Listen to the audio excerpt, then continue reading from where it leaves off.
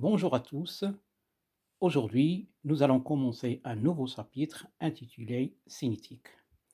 Dans cette partie de ce chapitre, on va parler essentiellement de ce qu'on appelle la matrice d'inertie.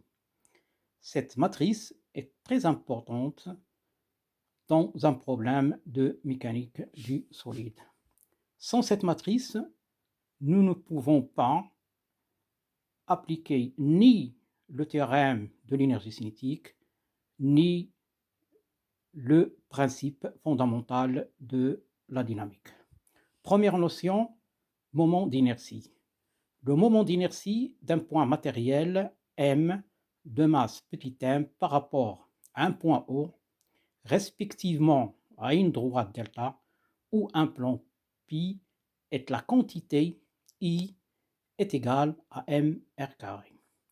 Avec R, c'est la distance de O à M, c'est-à-dire du point O à M, ou bien c'est la distance entre le point M et l'axe delta, la droite delta, ou la distance de M à pi.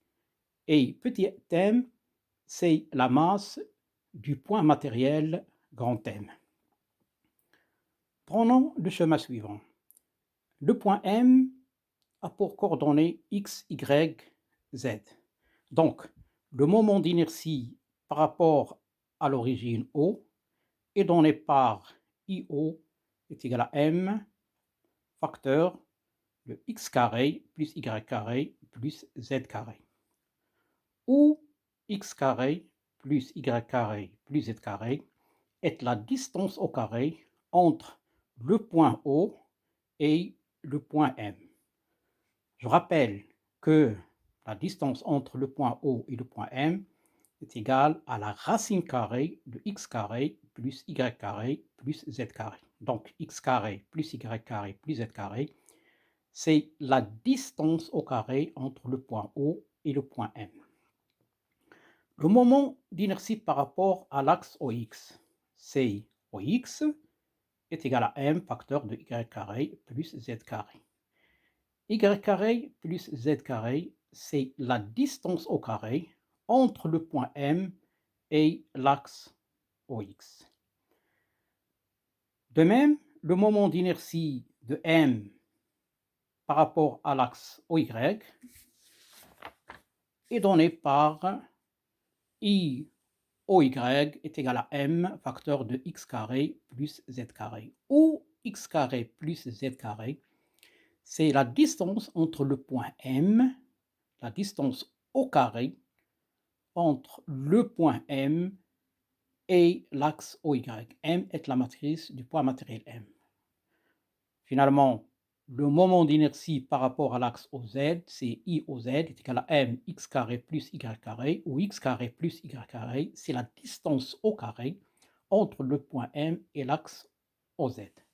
Si on somme les trois termes précédents, ceci donne 2 fois le moment d'inertie par rapport au O est égal à IOX plus IOY plus IOZ. Maintenant, les moments d'inertie par rapport au plan. Donc, c'est une question de distance. Quelle est la distance entre le point M et le plan OXY? Cette distance, c'est Z. C'est Z. Et donc, cette distance au carré, c'est Z au carré. Donc, le moment d'inertie du point M de masse petit m par rapport au plan X ou Y est égal à la masse petit m multiplié par la distance au carré entre le point M et le plan OX, Y. De même, le moment d'inertie par rapport au plan OYZ, c'est mx carré. La distance entre M et le plan YZ, c'est x. Cette distance au carré, c'est x carré, donc le moment d'inertie de M par rapport au plan OYZ est égal à mx carré. Finalement, ici aussi, le moment d'inertie par rapport au plan OXZ, Donc, il suffit de regarder quelle est la distance entre le point M et le plan OXZ. Cette distance, c'est Y. Cette distance au carré, c'est Y carré. Et donc, le moment d'inertie par rapport au plan IOXZ est égal à MY carré. Donc, Y carré, c'est la distance au carré entre le point M et le plan OXZ. Grande 2, cinétique du solide. D'abord, définition. Ce qu'on appelle centre de gravité d'un système. Alors, dans le cas où le champ de gravitation auquel le corps est soumis peut être considéré comme uniforme, le centre de gravité est appelé aussi centre de masse ou centre d'inertie. Donc, centre de gravité, centre de masse, centre d'inertie, dans le cadre de ce cours, ces trois appellations désignent la même chose, car dans le cadre de ce cours, les solides qu'on va étudier, on va supposer que le champ de gravitation auquel est soumis le solide est uniforme.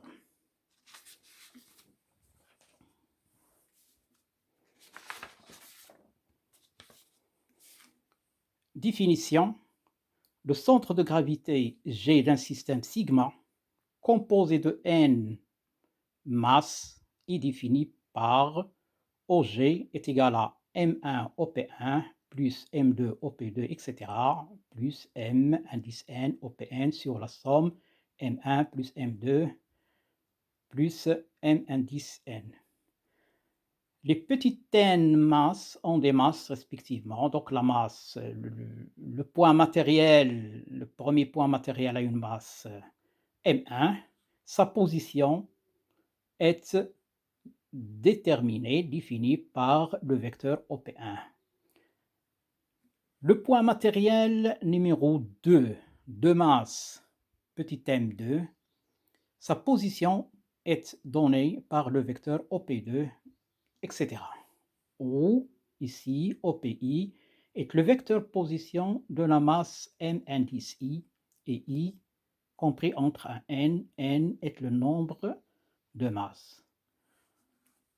Alors, dans le cas où nous avons G confondu avec l'origine O coïncide avec G, dans ce cas, le vecteur OG devient OO ou GG, donc c'est un vecteur nul, et par conséquent, nous aurons M1 OP1 plus M2 OP2 plus MN OPN est égal à 0, car la somme M1 plus M2, etc., plus M indice N est une quantité différente de 0. Donc, dans ce cas, nous aurons sigma de I est égal à 1 jusqu'à I est égal à N est égal à MI, G, P indice I est égal à 0.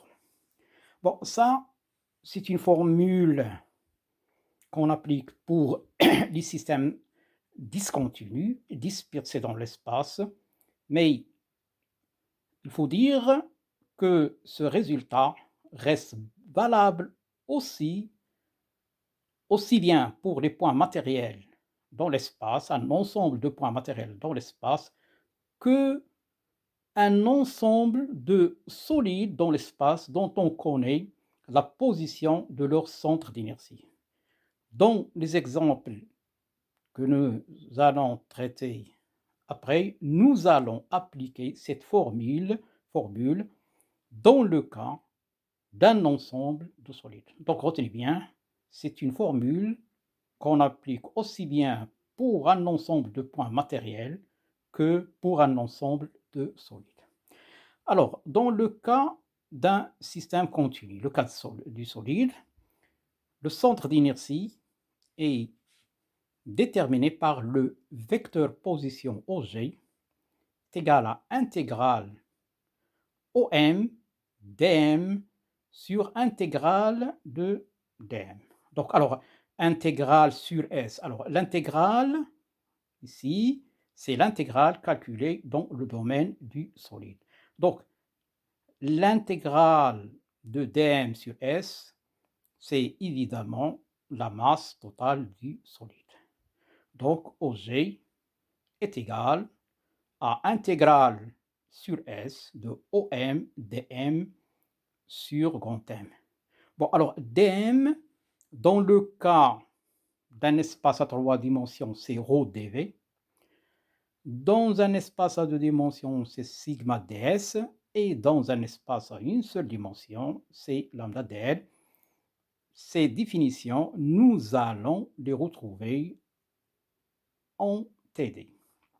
Alors, ici aussi, pour O coïncide avec G, ça donne intégrale sur S, Gm dm est égal à 0. Donc, nous avons cette formule pour les milieux discontinus et nous avons cette formule, ce résultat pour les milieux continus. C'est le cas du solide. Alors, pour un solide homogène, la symétrie géométrique et la symétrie matérielle sont identiques. Nous allons expliquer ça.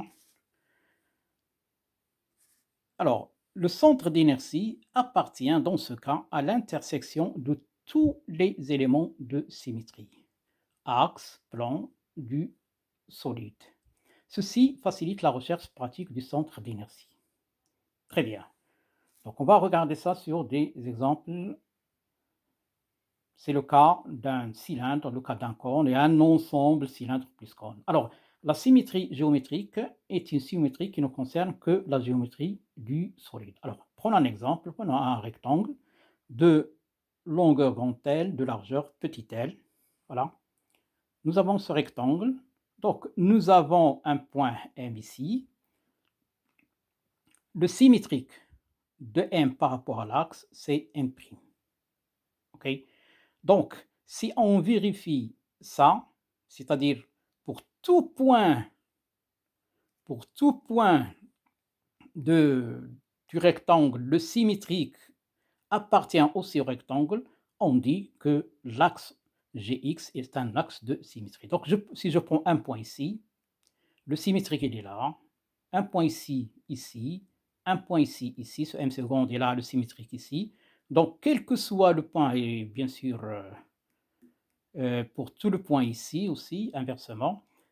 Donc, si je prends n'importe quel point du rectangle, si par symétrie par rapport à l'axe Gx, si le symétrique appartient aussi au rectangle, on dit que l'axe Gx est un axe de symétrie géométrique. Attention, il faut que tous les points du rectangle vérifient cette condition. Donc, ici, le symétrique du point M par rapport à l'axe Gx est le point M'. M et M' appartiennent au rectangle. Donc, l'axe Gx est un axe de symétrie géométrique. De même, le point M seconde appartient au rectangle, donc l'axe GY est un axe de symétrie géométrique. Ceci doit être vérifié pour tous les points du rectangle, que ce soit pour l'axe GX, que ce soit pour l'axe GY. Donc, conclusion, si on veut regarder est-ce qu'un axe quelconque est un axe de symétrie géométrique, il suffit de prendre n'importe quel point du solide et regarder est-ce que le symétrique de ce point par rapport à cet axe appartient aussi au solide.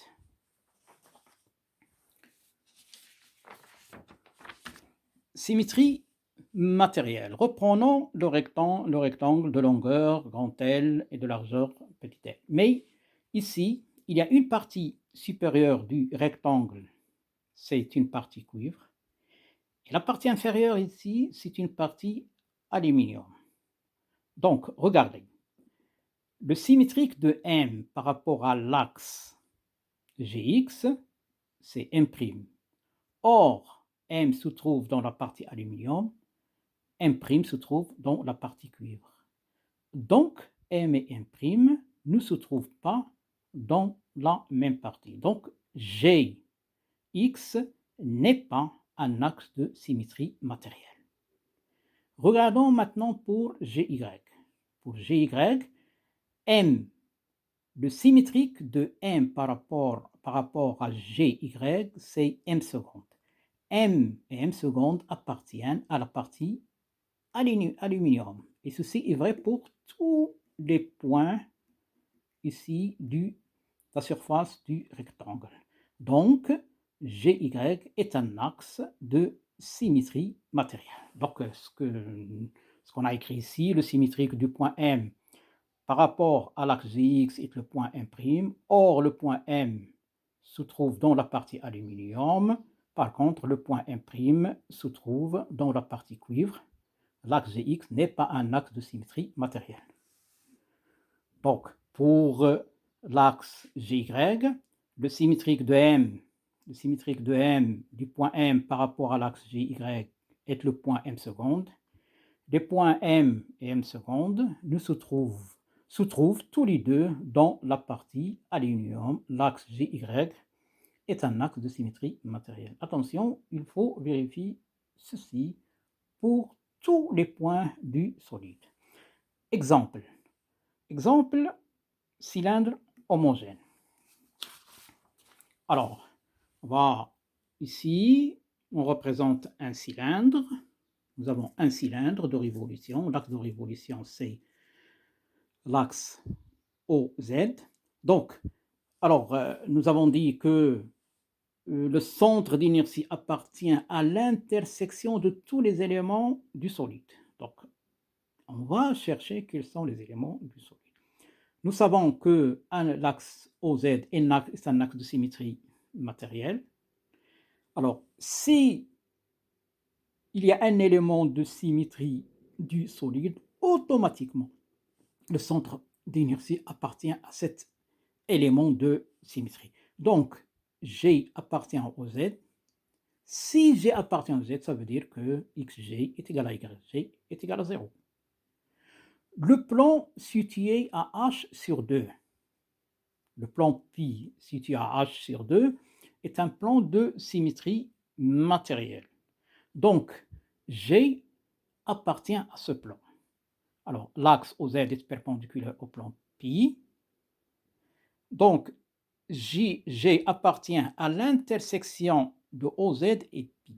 Donc, ça veut dire si le point G que nous avons ici situé à Z indice G est égal à H sur 2, d'où le vecteur OG a pour composante dans le repère R, ici le repère R, a pour composante OG est égal à 0, 0, H sur 2. Maintenant, prenons un deuxième exemple, un cône de révolution. Donc, un cône de révolution. Donc, un cône, il est défini par son rayon, demi-angle au sommet et H la hauteur.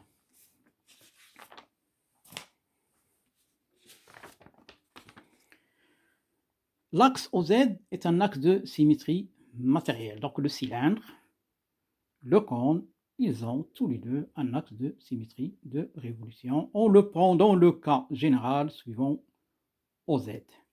Donc, G appartient au Z. Si G appartient au Z, ça veut dire G n'a pas de composante ni suivant X ni suivant Y. Donc, XG est égal à YG est égal à 0.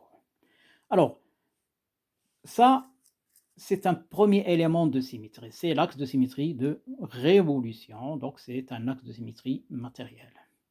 Est-ce qu'il y a d'autres éléments de symétrie? Alors, tout plan contenant l'axe OZ est un plan de symétrie matérielle. D'accord? Mais ce qui se passe ici, c'est que l'intersection entre l'axe OZ et ces plans, c'est l'axe OZ. Donc, il n'y a aucune information supplémentaire à rajouter pour déterminer la position du centre d'inertie G. Donc, tout ce qu'on peut dire ici, c'est que G appartient à l'axe OZ. Parce que, bon, tous les plans de symétrie contenant l'axe OZ. Donc, c'est-à-dire l'intersection, ce n'est pas un point, c'est un axe. Or, nous savons ici que G déjà appartient à l'axe OZ. Donc, dans ces conditions, on n'a pas de choix. Il faut faire des calculs. Donc, nous avons xg, yg est égal à 0 et zg appartient à OZ. Donc, il faut, dans ce cas, faire des calculs. Calculons zg. Nous avons donné la définition de la position du centre d'inertie OG donnée par intégrale sur S OM dm sur intégrale dm. Ici, le solide est un solide tridimensionnel. Donc, d de m, c'est ρ dv. Donc, on suppose que le solide est homogène, donc ρ est une constante qu'on peut sortir de l'intégrale. d de v, c'est dx, dy, dz. OG, c'est xg, yg, zg. Donc, ça, si on projette cette relation suivant les trois axes de l'espace x, y, z, on obtient xg est égal à intégrale sur S x dm sur intégrale sur S dm. Donc, la projection suivant l'axe x de OM, c'est bien sûr petit x. De même, yg est égal à intégrale sur S y dm sur intégrale dm. Ici aussi, la projection sur l'axe y de OG, ça donne YG. C'est la composante de G suivant Y. Et Y ici, c'est la composante du vecteur OM, suivant l'axe Y. De même, ZZ est égal à intégrale de Z dm sur intégrale sur S dm. Or, nous, par symétrie, nous avons xg est égal à yg est égal à 0 et zg est égal, donc on remplace d de m par ρ dv partout. Ça donne, donc ρ est une constante qui sort des intégrales, donc on simplifie ici par ρ est une quantité différente de 0. Il reste intégrale sur vz d de v sur intégrale v dv. Donc ici, l'intégrale sur le volume du solide. Sur le volume du solide. Ici, c'est le volume du cône de révolution, où V est le volume du solide, c'est-à-dire du cône. Bien. Alors, donc ça, très probablement, vous avez rencontré des calculs d'intégrales multiples dans le cadre d'un cours de mathématiques. Donc, le système il est de révolution, donc on peut utiliser les coordonnées cylindriques, dont d de v qui est égal à dx, dy, dz, devient r, dr, dφ, dz. Donc ici, le petit r, bon, ça, vous le savez, c'est ce qu'on appelle le jacobien de la transformation. Donc v est égal à intégrale de dx, dy, dz, c'est intégrale de r, dr, dφ, dz. Donc r, phi, z, c'est les coordonnées cylindriques. Donc phi, c'est bornes d'intégration, c'est 0 de pi. Il reste à intégrer, c'est à faire ce calcul d'intégrale double, donc sur r et sur z. Alors ici, il faut faire attention au fait que nous avons une relation entre r et z. Donc tangente phi est égal à r sur z, donc r est égal à z tangente phi. Donc les variables r et z ne sont pas indépendantes. Donc il faut faire une première intégration sur r qui donne 2pi intégrale sur z r carré sur 2 dz. Donc intégrale de r dr, ça donne r carré sur 2. Donc après on intègre sur z, ce qui donne un volume est égal à pi r carré a sur 3, c'est le volume du cône. Un calcul similaire permet de calculer intégrale sur v de z dv est égal à pi r carré h carré c sur 4. C'est un calcul similaire à ce qu'on a fait ici, hein, donc pas de problème. Donc on déduit la position du centre d'inertie zg est égal à 3 quarts h, avec h la hauteur du cône. Très bien. Alors maintenant, on va former un système composé de 2 systèmes, des 2 systèmes précédents, à savoir le cylindre et le cône de révolution. Donc le cône de révolution est là en hauteur h, petit h, et cylindre, un grand H. Donc nous avons établi les positions Z1 et Z2. Donc bon, ici Z1, regardez, il est encore ici, hein, donc Z1 c'est 3 quarts H, 3 sur 4 multiplié par H. Alors Z2 maintenant, c'est la hauteur plus H sur 2. H sur 2, on l'a déterminé tout à l'heure, dans le cas du cylindre seul.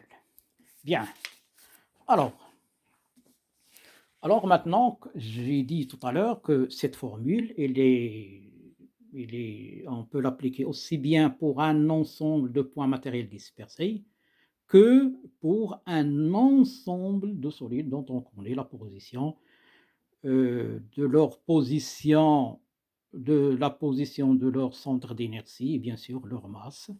Donc, il suffit de remplacer Z1, Z2 par les expressions précédentes avec, nous avons ici M1 est égal à rho V1, c'est la masse du cône. Le volume du cône, nous l'avons déterminé tout à l'heure, c'est pi r carré sur A sur 3. La masse du cylindre, c'est rho V2, donc rho2, c'est la masse volumique. Donc aussi bien le cylindre que le cône sont supposés homogènes. Donc, est égal à pi r carré h. Ici, c'est le volume du cylindre. C'est la surface de la base, ici, la surface de la base multipliée par la hauteur. C'est le volume du cylindre.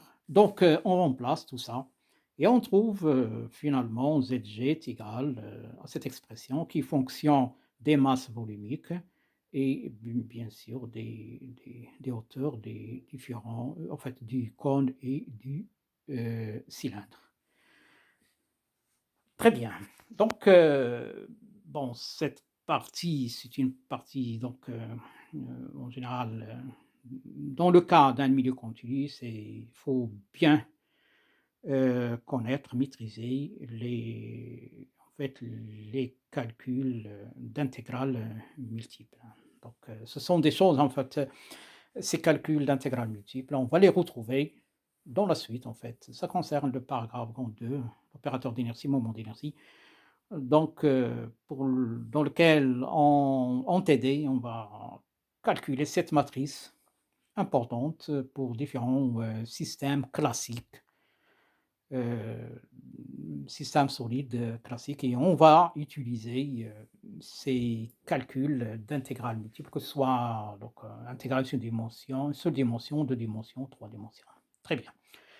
Alors, grande 2, opérateur d'inertie, moment d'inertie. Donc là, une grandeur physique très, très importante, c'est cette notion d'opérateur d'inertie en un point. Donc, bon, alors, pour faciliter les choses, voici une définition donc, qui va nous ramener à utiliser des notions d'algèbre linéaire. Donc, regardez, hein, donc l'application linéaire qui a tout vecteur U fait correspondre le vecteur, voilà, ça c'est un vecteur, donc défini à partir de double produit vectoriel, et trois vecteurs ici, intégrale sur S sur le domaine du solide dm, est appelé opérateur d'inertie du solide au point O.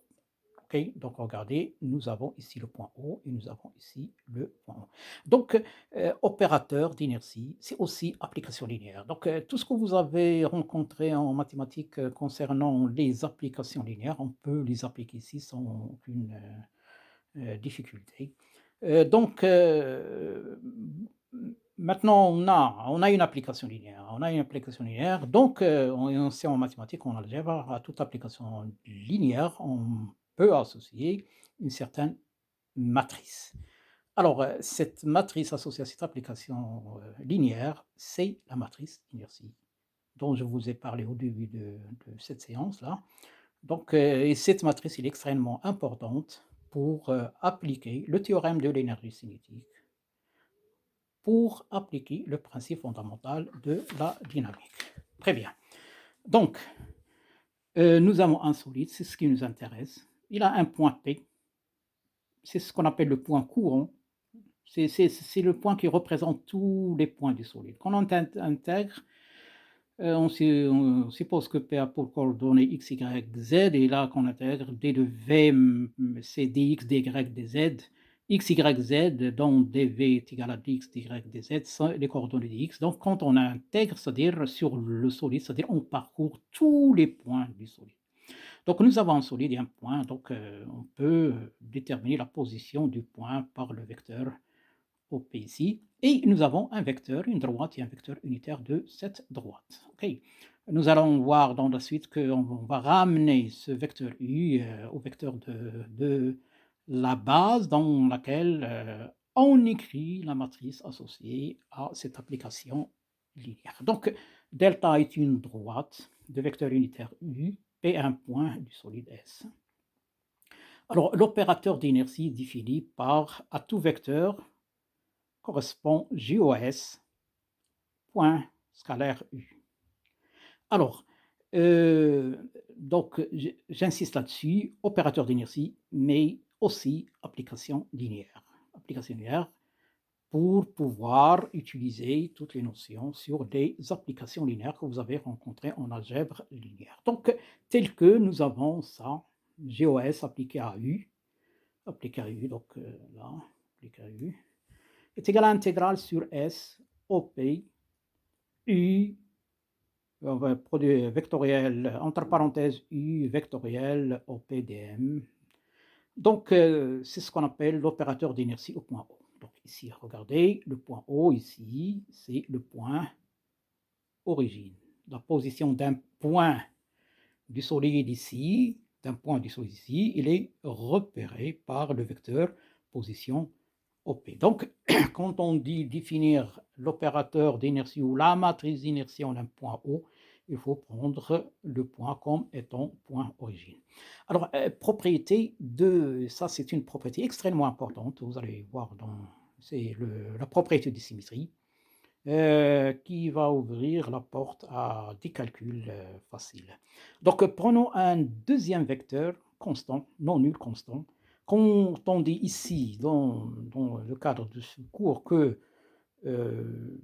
un vecteur est constant, ça veut dire que c'est un vecteur dont les composantes ne dépendent ni de x, ni de y, ni de z d'un point de solide. C'est-à-dire que c'est un vecteur qu'on peut mettre à l'intérieur d'une intégrale, et on peut le sortir quand on veut, on peut le mettre à l'intérieur quand c'est nécessaire. Alors, les deux vecteurs